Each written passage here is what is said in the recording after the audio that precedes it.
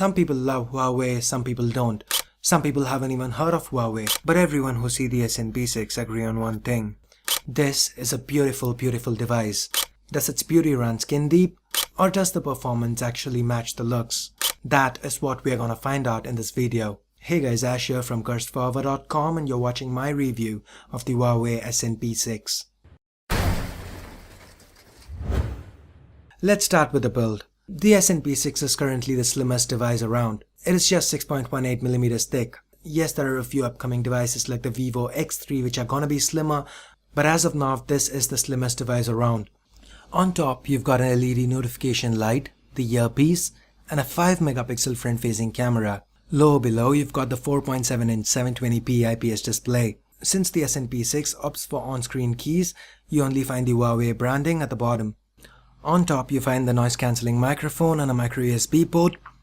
To the right you've got the power button, the volume rockers, the micro SD and micro SIM trays. The P6 has a curved bottom with a primary microphone. To the right at the bottom you've got the 3.5mm headphone jack that is covered by a metal pin that you can use to pop the micro SIM and micro SD trays open. It's very easy to lose this pin because you need to find a place to put it every time you plug in your earphones. At the back you've got an 8-megapixel rear camera with single LED flash, the Huawei branding, and the speaker at the bottom. The back has a brushed metal look to it. It's also incredibly light at less than 120 grams. Let's talk a little bit about the specs. The SN-P6 is powered by Huawei's own K3V2 chipset. This is the same chipset used in the SN Mate as well. It houses 4 Cortex-A9 cores clocked at 1.5 GHz coupled with a 16-core GPU and 2 GB of RAM. The internal storage is 8 GB and micro SD cards up to 32 GB are supported. As the benchmarks indicate, these are mid-range specs. But in general, performance seems to be pretty good. As far as gaming performance goes, the SN-P6 was able to handle intensive games quite well. We didn't experience any lags or frame rate drops. The SN-P6 does not have NFC, LTE or MHL capabilities. If it's any consolation, it does feature an FM radio though.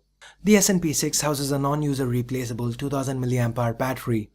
The battery life was pretty decent and we were able to get a little more than 7 hours on a looping video playback test. With moderate usage, you should be able to get through a day on a single charge. Moving on to the display, the SN-P6 features a 4.7-inch 720p IPS display with Gorilla Glass on top. This gives the P6 a pixel density of 312 pixels per inch. The display is one of the brightest that we've seen. Everything's sharp, clear, and the color reproduction is very natural. The viewing angles are also really good. Visibility in direct sunlight is pretty good as well. Let's now talk a little bit about the software. The P6 runs Android 4.2.2 Jelly Bean with Huawei's custom Emotion UI 1.6 on top. The Emotion UI is a single level UI, meaning you don't get an app drawer. You get up to 9 home screens and you can sort apps within folders.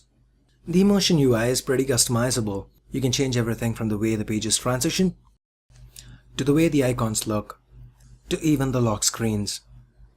Sadly, some of the Android 4.2 features like the double finger pull down to access the quick toggles and widgets on the lock screen are unavailable here. You do get a scrollable list of toggles when you pull down your notification bar. There is a bit of confusion here. The SN-P6 seems to be shipping with 2 versions of Android 4.2.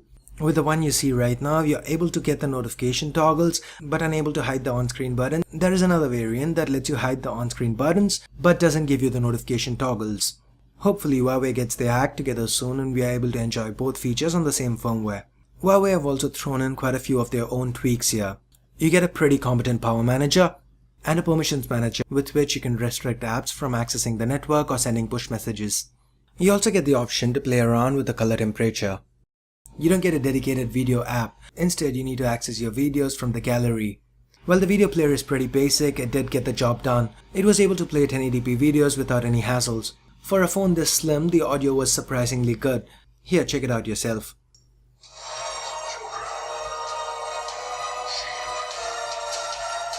Some people call me a terrorist. I consider myself a teacher. Lesson number 1. Heroes. There is no such thing. The audio, while loud enough, was pretty clear. Audio playback via the earphones was pretty decent as well. It also features Dolby Digital Plus to enhance the audio output.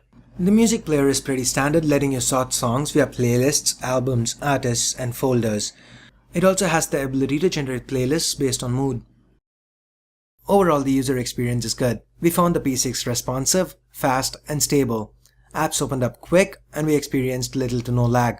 The camera interface on the P6 is pretty straightforward. You can switch between cameras over here, toggle flash on and off, go into settings, single, smart mode, beauty, HDR, panorama, and some effects, and advanced settings over here. You can toggle to record video, and while shooting video you cannot take a snapshot, but you can however pause and resume. The 5 megapixel front facing camera is really good. It has something called beauty levels where it removes the blemishes of your face. It's really handy for self-portraits. It increases the brightness on screen if the room is not well lit and you still want to take a decent self-portrait. Again, you get a few options, and that's pretty much it. So let's quickly go ahead and take a look at some sample shots we took. The 8 megapixel rear camera can take some great pictures in well-lit conditions as evident here. The images are generally sharp, retain a good amount of detail, and the color reproduction is quite natural. Low light performance is pretty average. Here's a 1080p video sample that I shot.